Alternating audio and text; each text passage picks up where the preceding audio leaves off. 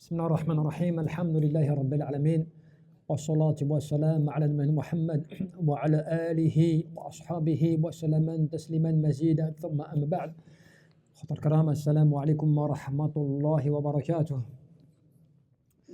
فقال جل في علا في كتابه العظيم القرآن الكريم: يا أيها الذين آمنوا لا تلهكم أموالكم ولا أولادكم عن ذكر الله ومن يفعل ذلك فأولئك هم الخاسرون.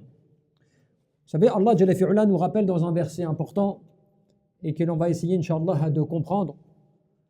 Lorsqu'il nous dit, ô vous les porteurs de la foi, Ya ayyuhal ladina amanu. Donc cela est en référence à ceux qui ont la foi en Allah Jalla fi'ula.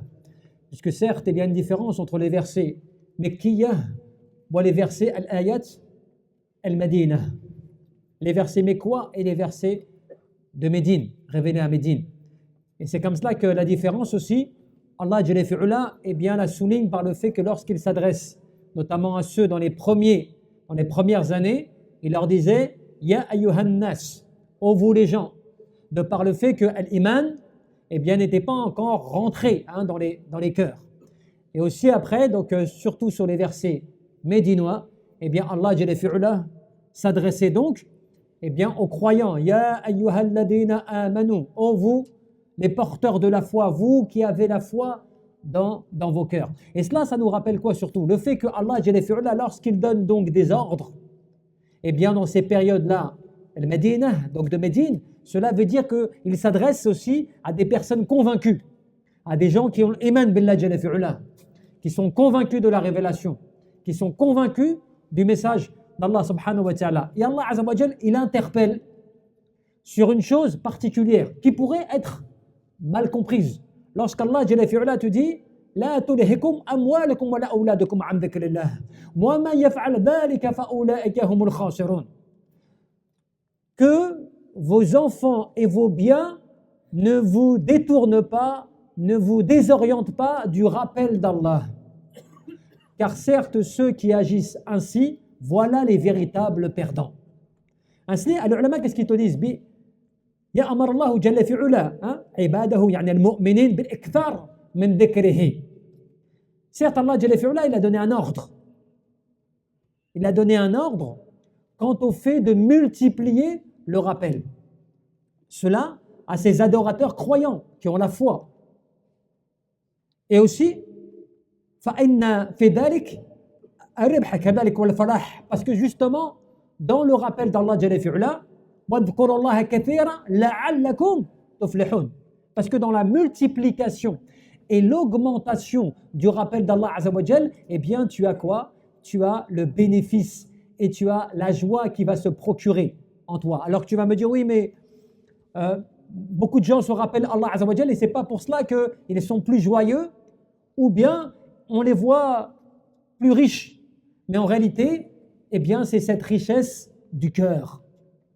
Tu vois, la richesse du cœur, qui est la plus grande des richesses, celle qui alimente ton cœur, qui adoucit et qui attendrit ton cœur, et qui rassure et apaise ton cœur. Cela, jusqu'à même le rappel, tu vois, al-abdu kadalik, la yanju min ash-shaytan illa bidhikrillah subhanahu wa ta'ala. Même la protection contre Satan, eh bien, ne se produira que par le rappel d'Allah subhanahu wa ta'ala. Puisque lorsque tu te rappelles beaucoup Allah Jalla fi'ula, eh bien, un shaitan, yani, khannas kadalik, eh bien, il se sauve, il a peur.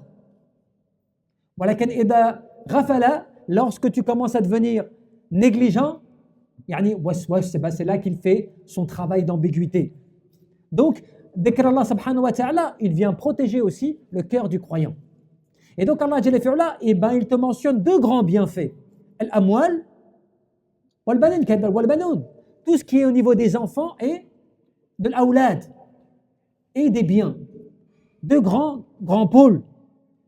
Et cela, tu le retrouves à plusieurs endroits, n'est-ce pas? Al-mal wal-banoun, zinatul hayat al-dunya. Wal-baqiyatu as-salihatu khayrun 'inda rabbika thawaban wa khayrun amala. وعبد الله بن عباس رضي الله عنهما في هذه الآية العظيمة qu'est-ce qu'il dit? الباقية الصالحات يعني التهليل والتكبير والتحميد والتسبيح Subhanallah, walhamdulillah, wa la ilaha illallah, wallahu akbar, wa la hawla wa la quwwata illa billah. هذا الكلمات الباقيات الصالحات. Donc tu te rends compte grâce à cela que, eh bien, Allah Jalla fi'ala, il mentionne al-mal, wal-banoun, tout cela et tout, qui sont deux grands pôles. Parce qu'en fait, cela, eh bien, perturbe. Et surtout, cela fait partie de la richesse de la personne. Tu sais, même à l'époque, des rois et autres, eh bien, lorsqu'ils avaient des biens et des enfants, cela, eh bien, voulait dire la richesse. Cela voulait dire le pouvoir. C'est pour cela même que quelqu'un qui est riche, quelqu'un qui a de l'argent, qui est riche, qui a plein de biens matériels, mais qui n'a pas de progéniture, qui est tout seul, qui vit seul, qui est isolé, eh bien, on considère qu'il n'a pas véritablement une véritable richesse, la richesse de la famille. Même certains, je m'en rappelle encore, certains disaient, quand ils avaient une bonne situation, ils avaient tout ce qu'il fallait en termes de biens mondains, mais qu'ils n'étaient pas encore mariés, pas d'enfants, rien, ils disaient, mais à quoi sert tout cela? À quoi me sert tout cela? T'as un confort, t'as de l'argent, t'as tout cela, mais avec qui tu profites de cela? Qui en profite de cela? Oui, peut-être des amis, des choses comme cela, mais comme tu sais, ceux vraiment dont toi tu souhaiterais qu'ils profitent le plus de ce que tu es, de ce que tu as, au point même que tu es capable de te sacrifier pour eux et de sacrifier tes biens pour eux, eh bien c'est ta famille et tes enfants. C'est cela qui représente pour toi l'importance, tu vois, le pouvoir quelque part aussi du bien-être. Eh bien, Allah Jalla fi'ala, il te rappelle que attention, que c'est deux pôles. La tulhikum amwalukum wa la auladukum an dhikrillah. Wa man yaf'al dhalika fa ulaika humul khasirun. Et pas que ces deux choses ne te détournent pas du rappel d'Allah. Parce que certaines personnes vont te dire, ouais, tu vois, ça c'est une preuve, comme quoi, al-mal wal banoun, donc les enfants et tout ça, c'est une fitna. Oui, c'est une fitna, mais dans quel sens? Puisque le bien, l'argent, tout cela et tout, ça peut être un bien pour toi. Le bien de faire des sadaqat, le bien de pouvoir te mettre en sécurité, des choses comme cela. Et puis les enfants, alhamdoulilah, aussi, comme on l'a expliqué, c'est la descendance. Tu vois, c'est la famille, c'est tout cela, donc il y a un bien. Non, c'est le fait de t'éduquer à ce que tu te rappelles que, quelle que soit l'abondance des biens qu'on t'accorde, minal amwal, wal banin, tout cela et tout, tous les biens, les enfants, tout cela, eh bien tout cela fait partie des affaires mondaines. Al-mal wal banoun, zinatul hayat al-dunya. C'est la vitrine. C'est la vitrine dont toi tu dois tirer profit, dont toi tu dois être content, mais que cela ne te détourne pas du rappel d'Allah. Cela veut dire, il ne faut pas que tes biens mondains, que tout cela, eh bien, te rappelle de tes obligations, de tes devoirs vis-à-vis d'Allah subhanahu wa ta'ala. Donc ça te rappelle à l'ordre. Et c'est comme cela qu'on te dit que il ne faut pas que cela la tashghalahum, yani amwalahum wa awladahum. Il ne faut pas que ces biens, tout cela et tout, eh bien, t'occupe ton cerveau, ton temps et autres, au point que tu négliges le rappel d'Allah subhanahu wa ta'ala, au point que tu te détournes de la raison pour laquelle tu as été créé, l'adoration d'Allah subhanahu wa ta'ala. Mais si par contre cela, alhamdulillah, tu l'as et tu es dans une situation يعني d'adoration d'Allah azza wa jal fi ta'atillah ala ta'atillah azza wa jal wal ubudiyyah kadhalik, eh bien ce n'est que du bien et que du bonheur. Ce n'est que des bienfaits qu'Allah azza wa jal t'octroie comme cela pour que tu puisses être heureux avec des biens mondains comme pour l'au-delà. Et que surtout tu puisses rentrer ben Allah azza wa jal fil jannah bi ahli kadhalik, avec ta famille, par le fait de l'adoration d'Allah azza wa jal à laquelle tu t'es adonné dans ce bas monde.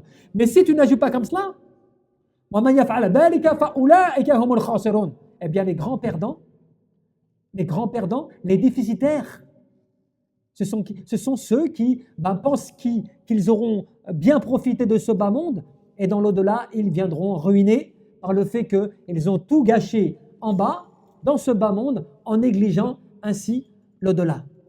Et donc, ton bonheur, tout cela, tu dois te rappeler que il y a une épreuve en cela.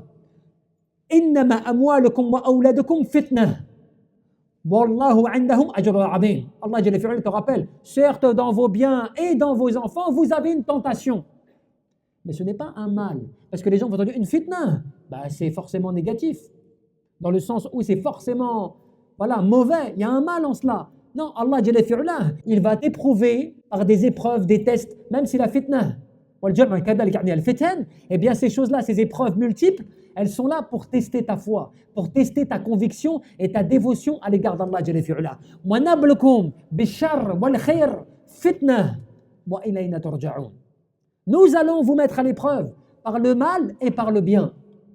Par le mal, par des choses qui vont te tenter, qui seraient mauvaises, pour voir si tu vas tomber dedans, et par le bien.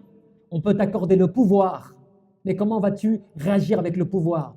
On va t'accorder même beaucoup d'enfants. Est-ce que tu vas être juste entre tes enfants et bon avec tes enfants, tu vois? Et ainsi de suite. Tout cela, c'est du bien, mais Allah Jalla fi'ala, il te met à l'épreuve pour voir de quelle manière tu vas te comporter. لِيَبْلُوَكُمْ أَيُّكُمْ أَحْسَنُ عَمَلًا. Nous allons vous mettre à l'épreuve pour voir celui d'entre vous qui allait le mieux agir. ولكن الله جل في علاه العبرة في هذه الآية يعني للعمل الحسن. D'accord là, l'épreuve dans cela, dans ce verset notamment, c'est de voir tes bonnes actions. Pas يعني كثرة العمل, pas beaucoup d'actions. C'est pas le plus important. العبرة, ce n'est pas forcément la quantité d'actions, c'est la qualité de tes œuvres.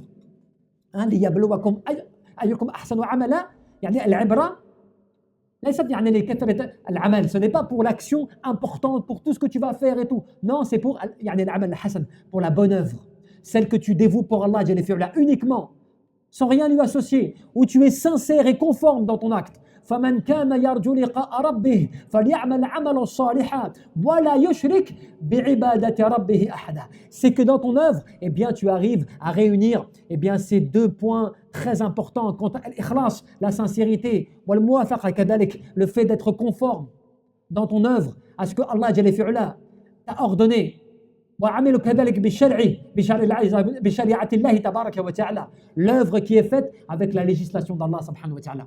Mais dans ton action d'adoration, bien sûr, dans ta spiritualité personnelle vis-à-vis d'Allah subhanahu wa ta'ala, de comment tu te dévoues à Allah subhanahu wa ta'ala dans ta vie, tu vois.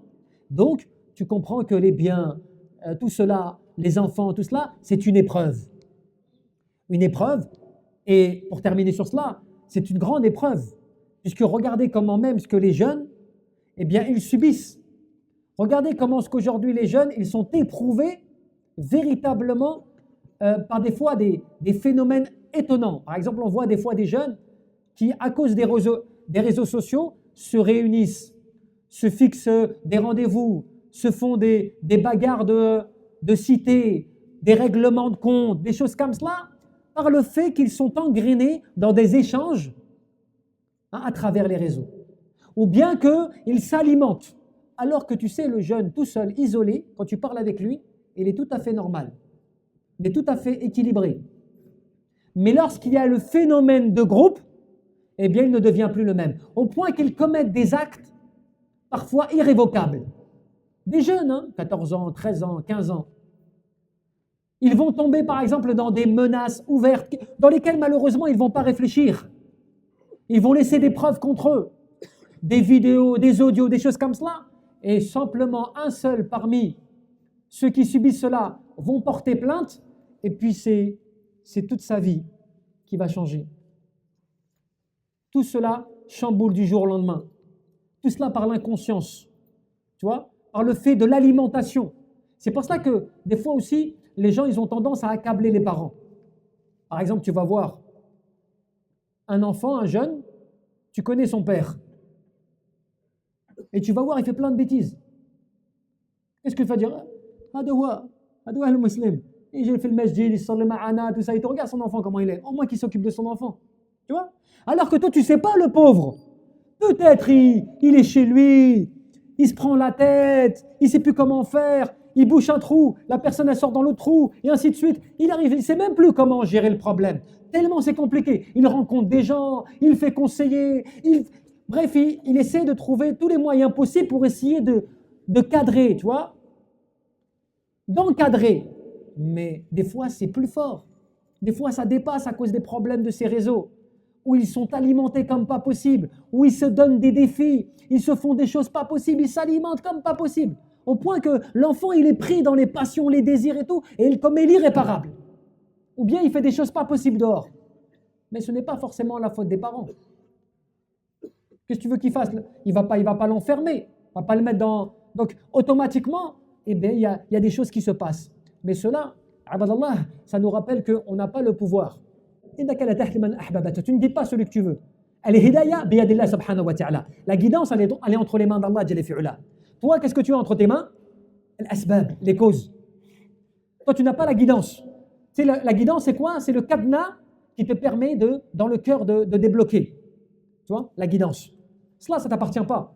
Toi, ce qui t'appartient, c'est les invocations, de mettre les moyens, le contexte, de donner les conseils, d'orienter, d'essayer de vérifier, de contrôler le téléphone, de contrôler un petit peu comme cela et tout, pour éviter les dégâts, pour essayer de rattraper les jeunes et les choses comme cela, proches de toi, tes enfants ou autres.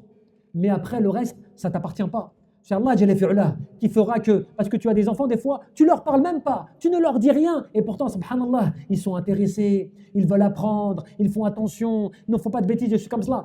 C'est dans la nature, c'est comme cela. Allah Jalla fi'ula, il l'a voulu pour un tel et pas pour un tel. Cela fait partie de la sagesse d'Allah subhanahu wa ta'ala. Tu ne peux pas la contrôler cela. Mais quand toi, tu as des défauts chez toi, ou des problèmes comme cela et tout, ne te dis pas que tu es un mauvais parent, ou bien va pas accuser l'autre. Mais comme le disait Ibn Taymiyyah, il disait, quand il arrive des choses comme cela, que tu vois un axe, tu vois, quand tu vois quelque chose de diminué dans tes biens, dans tes enfants, des choses comme ça qui ne sont pas bons, eh bien, reviens à la demande de pardon. Multiplie cela beaucoup de fois et au repentir à l'égard d'Allah Jalla fi'ula. Parce que c'est des choses des fois qui te dépassent, qui sont au-delà de ce que tu penses, tu vois. Allahu a'lam.